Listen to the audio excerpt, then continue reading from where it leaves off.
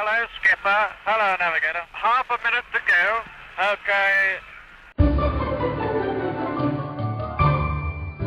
Okay, so what if instead of the Irishman, it was the Guyrishman, and instead of Jimmy Hoffa, it was Jack Me Offa?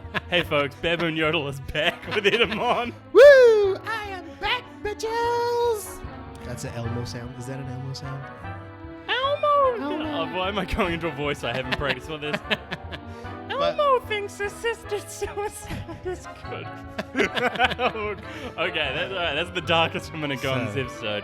I'm back, and we've got Angel Danger Jordan on the podcast as well because Renee got punched in the face.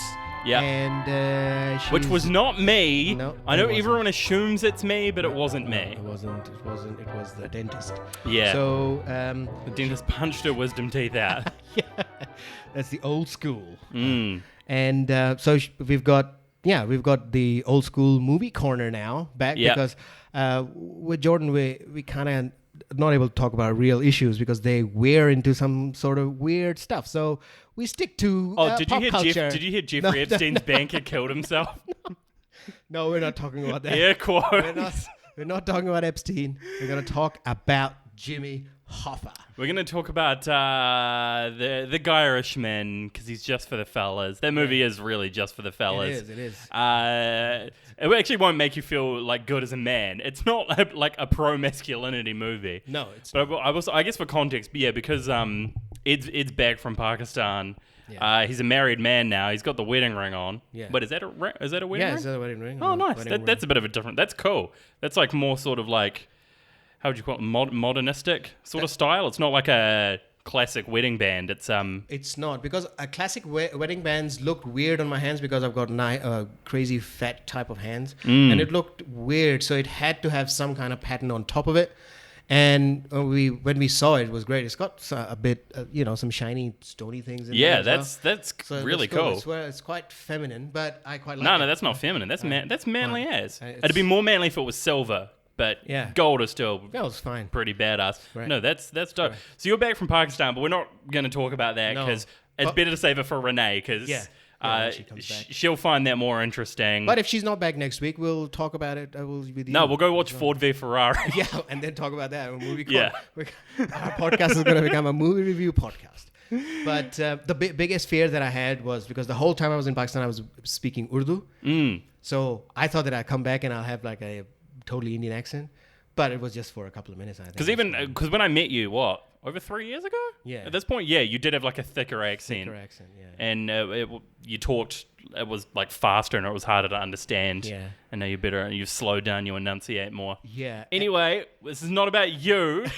But speaking of great rings, Robert De Niro's character wears one in The Irishman. Yeah. There we go. Yeah. I didn't.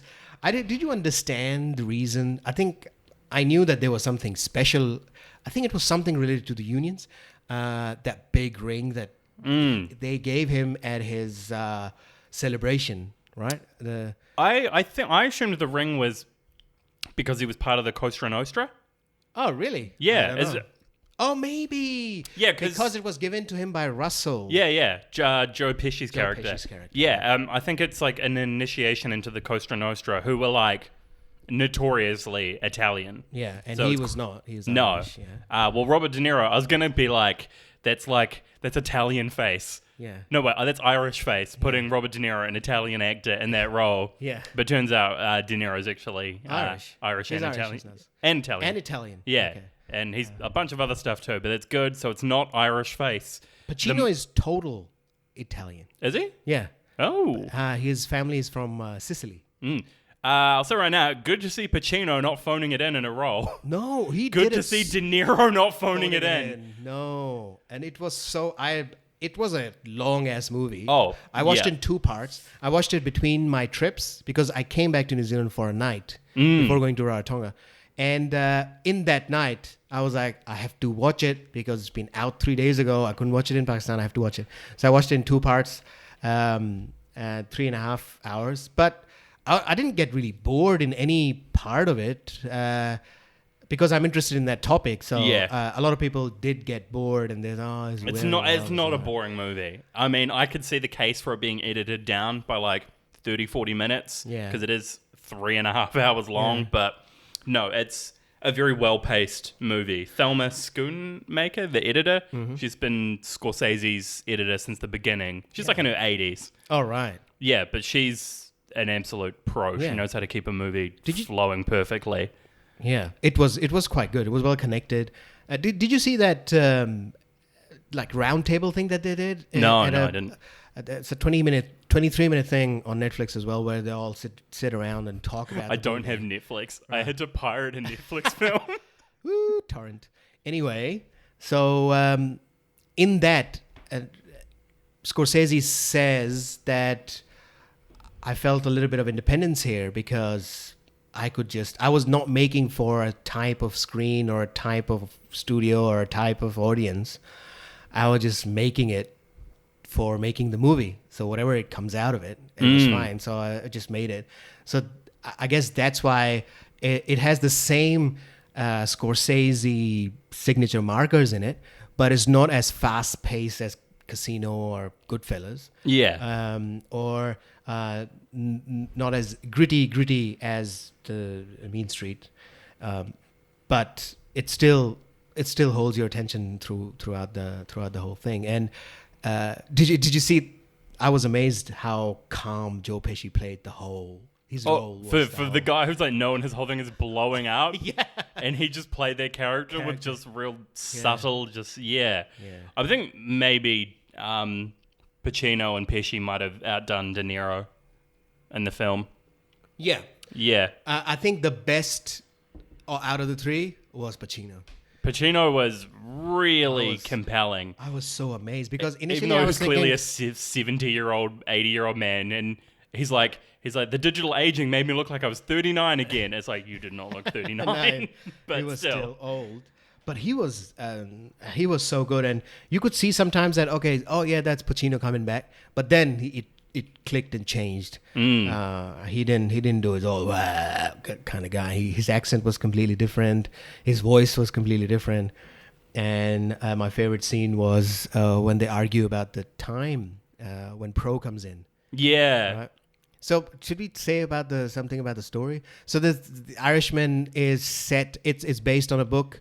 It's hard to spoil this movie because first of all, it's based on everybody knows air quotes real events. Yeah. Like Jimmy Hoffa disappears. Yeah. There was a huge thing. He just disappeared and was never found. And this the main character, the Irishman, so to speak, took credit for his death, and so did the Iceman, like the other notorious mob hitman. Yeah. So who knows exactly, but and then they showed the growth of that guy from the start and how he joined the mob, and then through the mob connection, which was Russell, which was Joe Pesci's character, he got introduced to Jimmy Hoffa, Al Pacino, and how they became friends and how it turned out.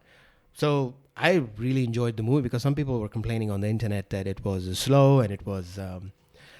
But a movie which is slow doesn't mean that it's bad. Slow movie doesn't mean it's a bad movie. I mean, my general opinion on movies is it's very hard to tell a compelling story in 2 hours. Yeah. Like, that's why I like TV shows more, because you get a lot longer to get attached to the characters. You don't read a book in 2 hours. No. You read like a novella or a short story in 2 hours. So to me, I see movies as that, and I see TV shows as books, and each episode is a chapter. Yeah, that's a good point.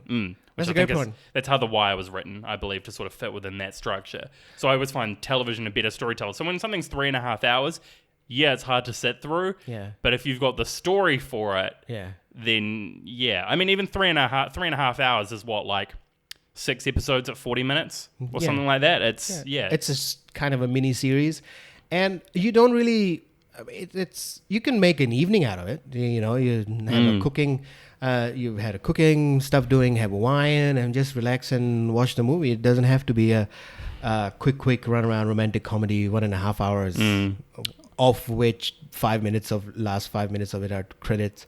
So no, I quite enjoyed it. Did you get into? Read about the controversy that happened before the movie came out when he made some comments about Marvel and superhero movies. Oh, Scorsese, yeah. Oh, yeah. No, Scorsese's right about all of that. Yeah. And I love superhero films. Yeah. But no, Scorsese's right. Yeah, he was completely right. It's the same thing when Roger Ebert was like, video games aren't art. And everyone got really upset. And it's just like, no, Ebert's right.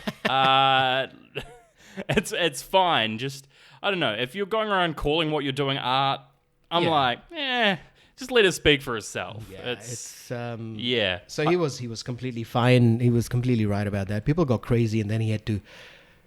He did an explanation of this as well, but that wasn't an apology. He just doubled down a little bit more. That I'll do whatever. And he's not a 29-year-old new director that he has to apologize for everything. He's got a back catalog, and he was like, "Fuck you, fine."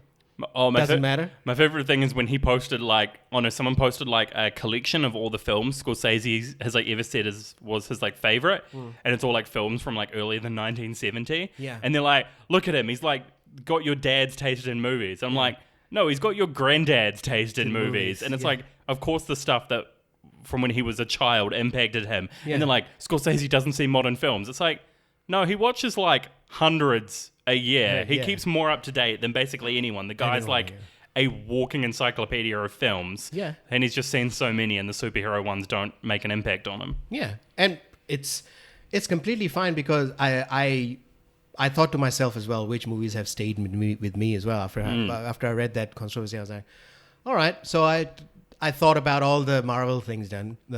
I still don't remember how many, because a lot of people exactly know. I don't remember. I've seen all of them, but I don't know. It's 5 or 6 or something. The Avengers one. And then there's offshoots and side ones and blah, blah, blah. But story-wise, I don't remember most of their stories. The only story I remember a little bit was the last one. And before that, the only thing I know, things happened, world was about to end. Your theory about the big stakes. Yeah. The shitty stakes. So, and that was all the movies, and that's all you remember. The only thing I remember is that Mark Ruffalo was great as Hulk. All I remember about Avengers Endgame is when Captain America gets the hammer from Thor. Oh, yeah. Yeah. That was, I was not happy about that. You weren't? No.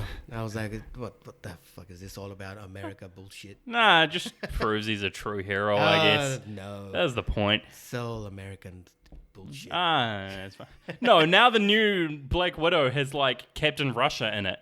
Really? Yeah, if you watch the trailer, he's got some other name. But the character is essentially the Russian equivalent of Captain America, except he's fat with a beard. Oh, let's see how they. And his suit doesn't fit quite properly. But yeah, he's essentially Captain Russia with Black Widow. Anyway, we're talking about The Irishman. Yeah. Talking about Scorsese. Yeah, how do I put this? I might appreciate The Irishman more than I like it. Yeah. I don't know if I really like it that much. I definitely like the last half hour. That was really strong. It made me afraid of death. Yeah. That is how impactful that final half hour is. I mean, for me, it started from the time when he has the big blowout with Russell at the big celebration. And then they have this that, he said that it is what it is. And, that conversation, I was like, holy fuck. And he knows and he doesn't accept. And I don't want to give away too much. And then it rolls over into a thing, and then it's suspensed out so well with the car scene and the going to the house scene and how he comes in. Because I lost track a little bit in between when they're talking in code, when he said that, I had to put you in it. Remember that one? When Russell tells Frank, I had to put you in it. I said, what is he talking about? And then I realized later that what he meant. The film does a couple of things where they just speak in mob lingo. Yeah. Or just say something and you're like, what? And then it all comes together 20 minutes later. Yeah. So, no, you're right. That was just... And it wasn't a violent half hour. No. At all. The movie's not violent. No. There's a couple of killings. But even, the camera, it's done within seconds. All of the deaths is just bang, bang, dead, walk away. Yeah. It's not glorified in any way. There's no fun shootouts. No. The one scene where Robert De Niro's character beats up a store store clerk, That where was he's at the supposed to be beginning, Robert De Niro's supposed to be 30, and he's clearly kicking him like the 76-year-old guy he You is. can see it in the hand, you know. Yeah, hands he's like shaking when kicking the arthritic. guy. Yeah. Yeah, that was crazy. And that scars her daughter. What is it? Anna Paquin? Adam Paquin. God. She was good in it. Well, okay, so it sort of connects to like the casting and stuff, but like the casting was so like literally in one scene. I checked, the actor is I think 12 when the movie was filmed, his daughter, and then it cuts to Anna Paquin, who is 37, playing her daughter 16 or something. I don't at know. like. It couldn't have been any more than like 5 years later, and she is 25 years older. Yeah. She looked young. did, but 36. she's does not look like a teenager. Yeah. Especially because they had teenagers playing the other daughters. Other daughters, yeah. But still Anna Paquin. It was like, oh, no.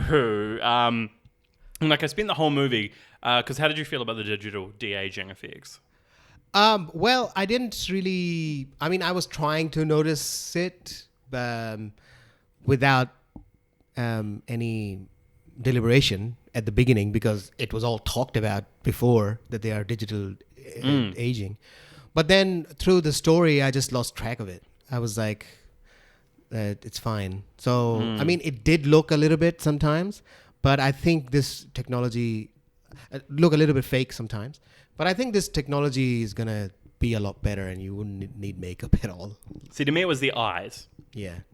So distracting the entire time, because those aren't Robert De Niro's natural eyes. Yeah. So, and then what is it? There's a quote like, eyes are the window to the soul, or whatever. Yeah. Like, those were not Robert De Niro's eyes, and I felt like it took away heavily from his acting, that they had a weird blue filter over them the entire time. Yeah, that's true. And then the realist he looked when he was doing when he was in the wheelchair and talking about it. Yeah, he aged up well. Yeah, he aged up really well. And also the final scenes, he looked quite real. But when they were showing his starting part of it, which is like half the movie. Where I was like trying to keep track of his age. Like at the start of the movie, I think he's like 30. Yeah. 30. No, wait. No, so in 1945 he was 25, so like early 50s. So yeah, he's like early 30s. And he looks like a guy, the digital de-aging makes him look like late 40s, early 50s. Yeah, that's like, what it looked like. Same with Pacino. Yeah. Like the digital de-aging made everyone look 20 years younger. Yeah. But like I was wondering the whole time, like, why didn't they cast 50-year-olds to play these roles? Yeah. Like, with all like due respect to Pacino, De Niro, Pesci, who are great actors, like Pesci's character is supposed to be like 20 years older than De Niro's character. He keeps calling him kid. Yeah. They're the same age. Same age, yeah. Like, it was weird. They talked about it in that roundtable thing. But Scorsese said it, that, I could have, like they did in The Godfather, they have, Yeah. a younger or someone else. But he said that more than half the movie is them young. So he said that I wanted them to play it because it's their character, it's their movements, and it's their fun. I think he knew the whole situation would look a little bit weird, but he said that it is fine. People can overlook it as they used to overlook it in the 70s with the makeup. Well, I didn't get it until it came to the final half hour. Yeah. Like, even like the whole trip and going to the house and stuff like that, the final painting or whatever you want to call it. Yeah. Like that wasn't even the last half hour of the film. Yeah. The last half hour when they're all old. I was like, this is why he picked like old actors who have this history with them. Because I don't. Oh, you were talking about the last half hour when they're like in jail and in the retirement home. Yeah, you're right. And like that was hardcore. Yeah, like.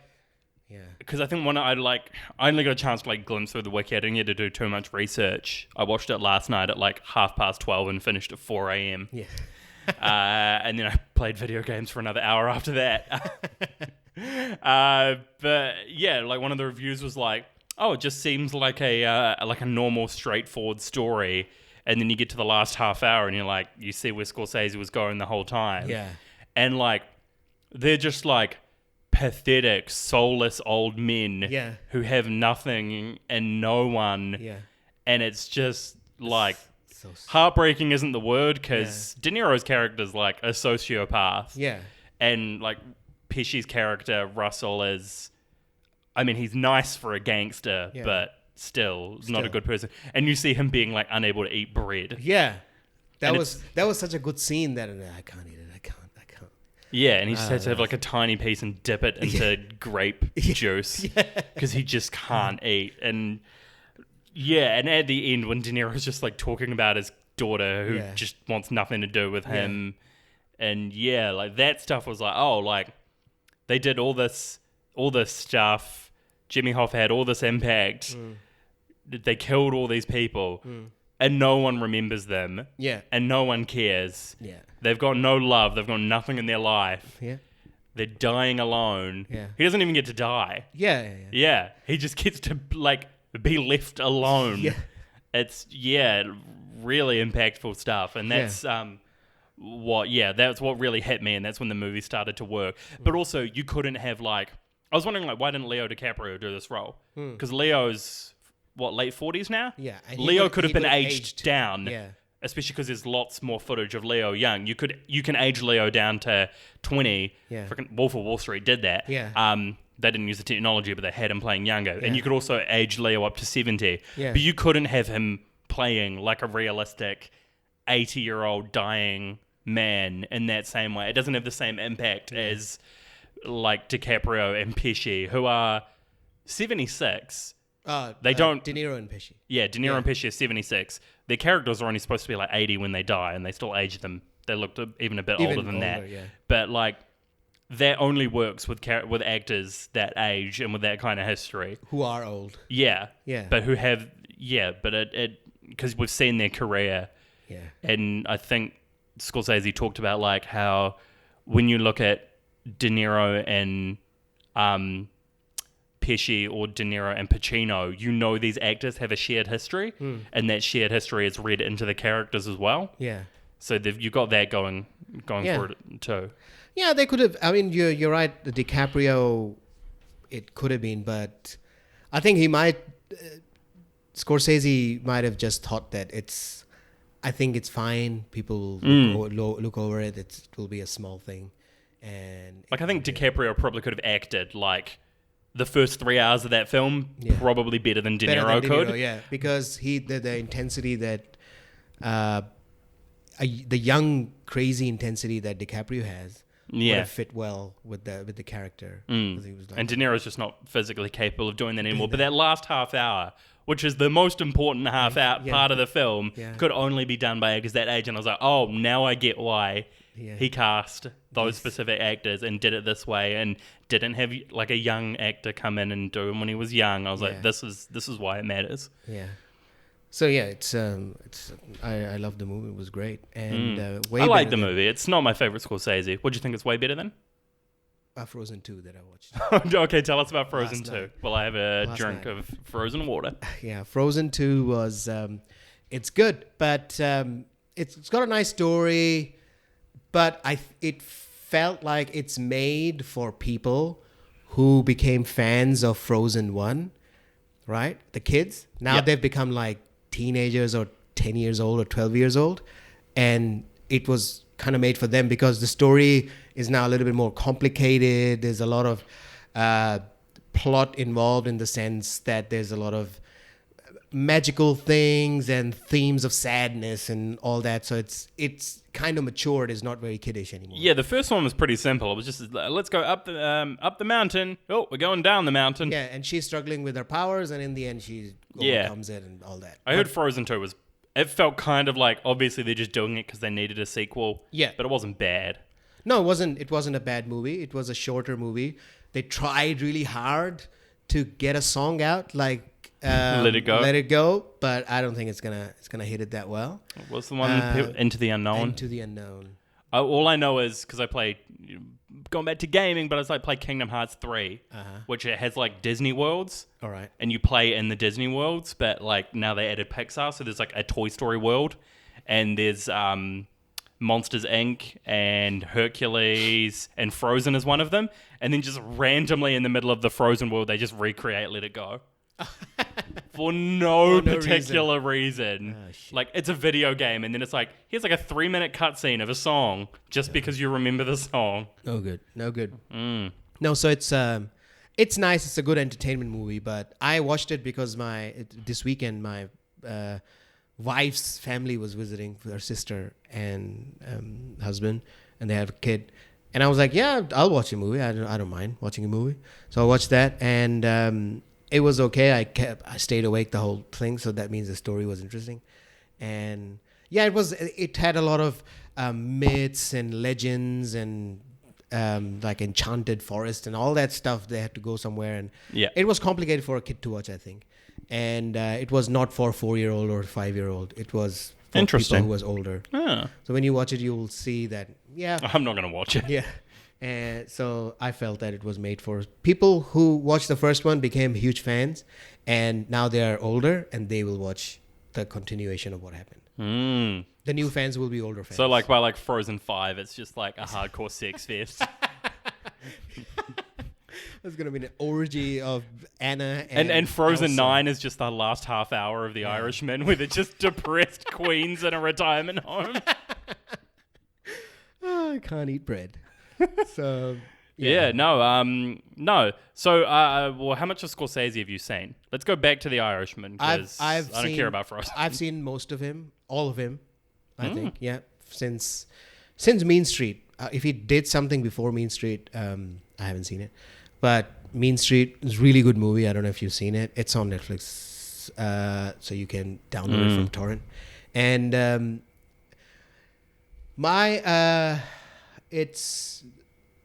I think my favorite ones are a few of them.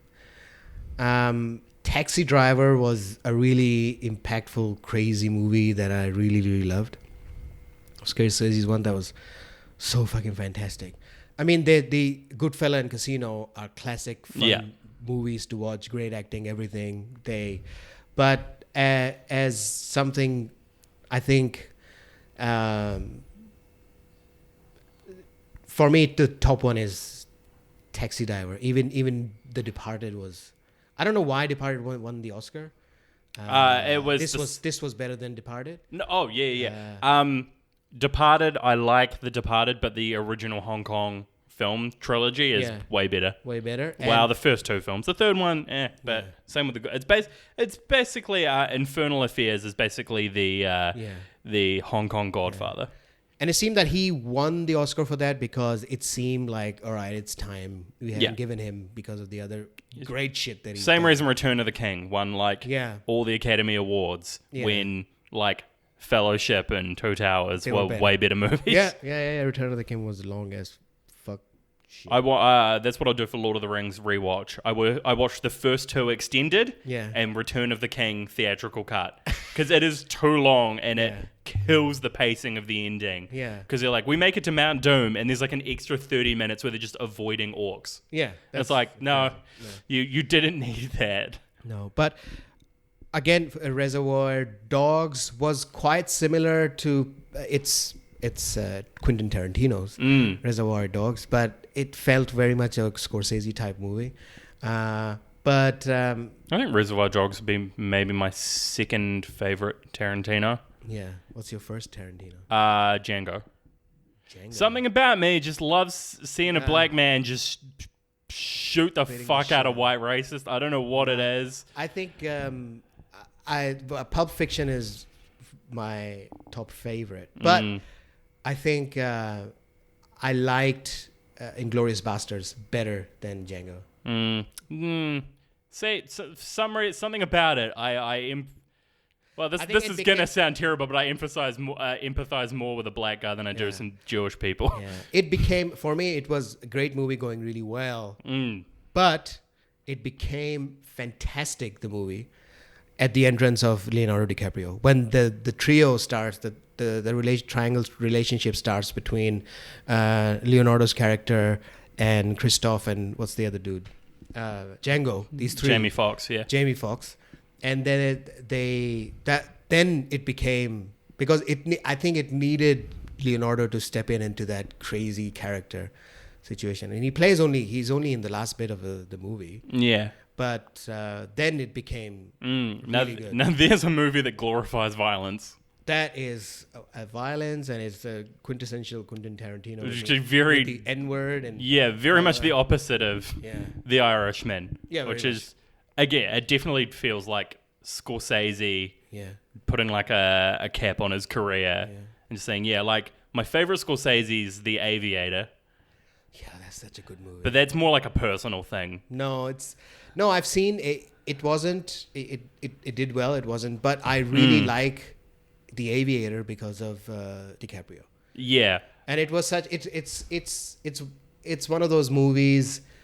You know, sometimes you like those movies which are about one person, and this is one of the best movies that are made about that one person. That, you know, a famous person that grows and they show his character. Yeah, well, Howard Hughes is clearly like severely autistic. Yeah. Like OCD, Asperger's.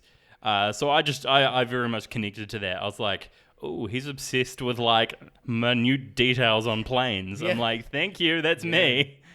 That was, I completely forgot about it. That's a great Yeah. movie. He's done some great stuff. His something Island. What was it? Shutter Island. Shutter Island was a really good movie as well. My theory on Shutter Island is it's more or less just a remake of I think it's the Island of Dr. No, is it the Island of Dr. Moreau? No. I'm trying to remember. It's like a really old like silent German film, I think it was. Okay, maybe, I don't know. That was which was basically the same conceit, where it was a big twist. Well, I don't have to spoil that one. Shutter Island's good. Not one of his best, but definitely a strong. Yeah, but the thing is that he's good at creating gritty stuff. The Gangs of New York was a good one as well. Yeah, all movies are good. The Last Temptation of Christ was fantastic. I really loved that movie. So I haven't seen Silence, but apparently that's... Silence. It's with... Spider-Man. The previous Spider-Man. It's a Scorsese movie? Yeah. I didn't see it. Silence with... who was Andrew Garfield, where he plays the... It's not a Spider-Man movie, though. No, it's not a Spider-Man movie. I was like, what? Scorsese made a Spider-Man? No. No, I haven't seen Silence. Silence, yeah. Andrew Garfield plays a... Here we go. I'm just reading Wikipedia. The plot follows two 17th century Jesuit priests who travel from Portugal to Japan. I've seen that. Liam Neeson. Liam Neeson. I've seen that. Yeah. It's okay. I heard it's good, but I didn't hear much about it. It's all right. Yeah. Deer Hunter. Have you seen Deer Hunter? No. That's a great movie. The Cabinet of Dr. Caligari. That's the film I was thinking of. Old silent German horror film, which was it's literally just Shutter Island. But going back to my film degree, which I've got and I don't remember anything from, but I remember that movie specifically because they wanted to have like sort of weird psychedelic backgrounds. So everything was just painted back then. It was 1919. Yeah. Jesus Christ, it's literally 100 years old. Yeah. Oh, Jesus Christ. Oh, wow. We've been making films too long. God damn.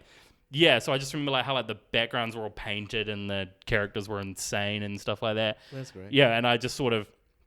That's what I think of when I think of Shutter Island, where it's a better and inferior version of that movie. And same with The Departed, because I love the original Hong Kong versions. Yeah. And I think in Departed, they tried to create that fast, crazy, different connections movie like Casino or Goodfellas. But it's a good movie, but it existed at the same time as Goodfellas and Casino, so you have to compare it, and then you're like, nah. Gangs of New York was okay. Yeah, it's okay. I like Gangs of New York because of DiCaprio and what's his name? The guy who's like amazing in everything. Yeah. Fuck. Anyway, I forgot his name. Yeah. So the good actor guy. Guy. Cameron Diaz wasn't terrible, but I don't remember. But even Leo wasn't that good of an actor yet. No. Like it wasn't until The Aviator where he really became a great actor, I feel. It was just about. I think it was just about the. Fuck. What's that guy? If that movie was made in like 2006. I think it would have been a much better movie, just in terms of like technology and the actors improving. Gangs of New York? Yeah.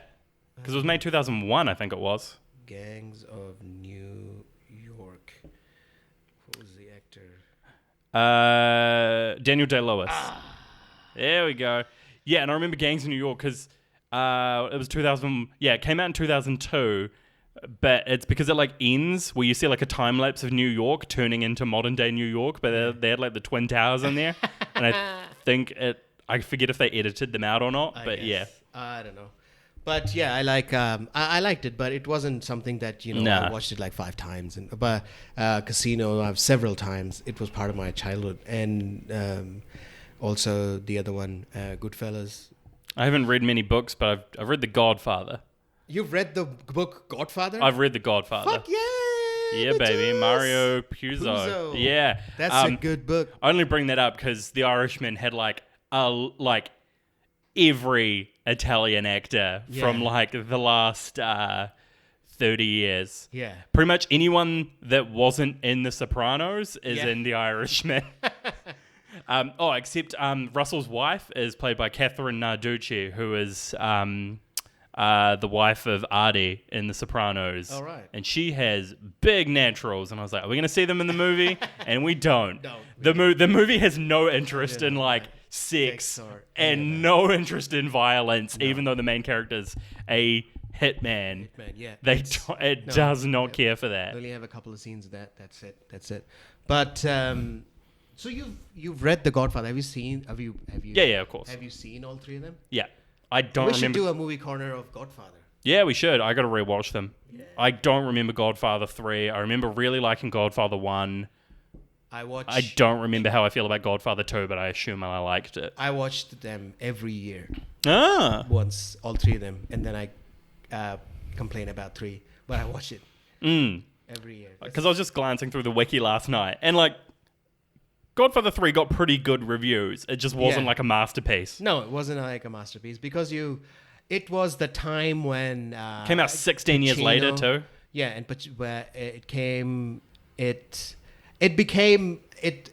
it fit your theory again. The stakes became just too high. It was like a whole Catholic church involved now. Yeah, no. So that was just so... I think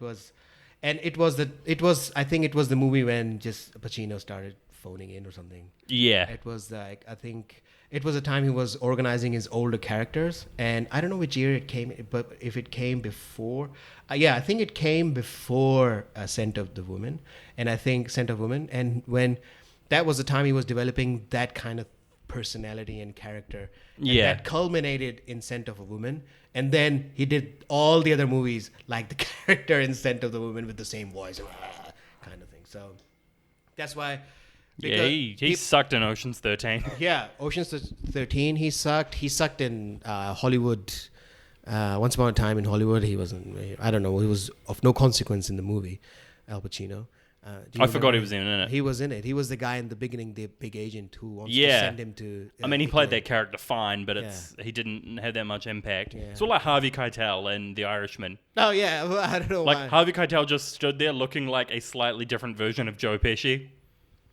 Yeah, he was just... And didn't do much for that film. Sit-down character. Yeah. Who else was it? Oh, the one I liked is Jim Norton playing Don Rickles. Yeah, that was hilarious. I was so confused by that. I'm like, I recognize the voice and I recognize the jokes, but that isn't Don Rickles and that isn't Jim Norton. I realized it afterwards when they started talking about...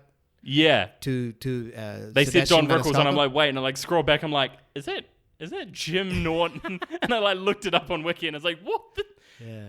Again, I like the both of them, but that is weird casting. Sebastian Maniscalco played his character well as well. I didn't even notice. He was one of the guys. Yeah, I just didn't even notice it was Sebastian. He played it well. So we're gonna do The Godfather. You've seen all The Sopranos at this point, have you? No, when it like 5 years ago, 10 years ago, I saw the whole thing, and because we're gonna do because I think if there's one film that might have a shot of topping this, I don't think it will, but if there's one film that is, it's gonna be The Many Saints of Newark, the Sopranos prequel film. Is it coming out? Yeah. When's it coming out? Next year. It's the original guy. They've got Tony Soprano's son. What's his name? James Gandolfini. His son is playing young Tony. All right. And then the Punisher. John Bernathal's playing like Tony's dad. Wow. And the main character is like Chris Moltisanti's dad as well. All right. And they've got like, what is it? Corey Stoll's playing like young Junior with the glasses. Oh. Yeah. So that movie's gonna roll. Has it got no trailer? No trailer yet. No. And Vera Farmiga's playing Tony's mother. All right. Yeah. That's great. Which is great casting because she's got that like psychotic thing to where she was the mother. I think enough time has lapsed to have a prequel and people can like it. With the El Camino, I mean, it was fun, but I didn't really... No. Forgettable movie. We were going to review it? Wait. We've done that already. We've done El Camino? Yeah, we've done it. Have we done Once Upon a Time in Hollywood? Yeah. Wait, no, didn't we do one and not the other? I forget. No, we did El Camino. Yeah, okay. But we didn't do Once Upon a Time. All right. Or we did both in the go. No, we did just El Camino. Okay. I'm bringing up we did Joker. But I remember talking about Once Upon a Time in Hollywood. But I might have talked to you offline. Yeah, maybe. Anyway, Once Upon a Time in Hollywood is good. I downloaded it just so I can rewatch like the final murder scene, which I'm not going to spoil that. I saw it on the plane again. Oh, yeah. I love just watching that murder scene just over and over again. And they didn't even cut it off for the plane. Nice. They didn't even cut it. The whole thing was there. I was like, fuck yay. Yeah, that is a great scene. And I wanted to listen to the music, but the song is blocked on Spotify in New Zealand.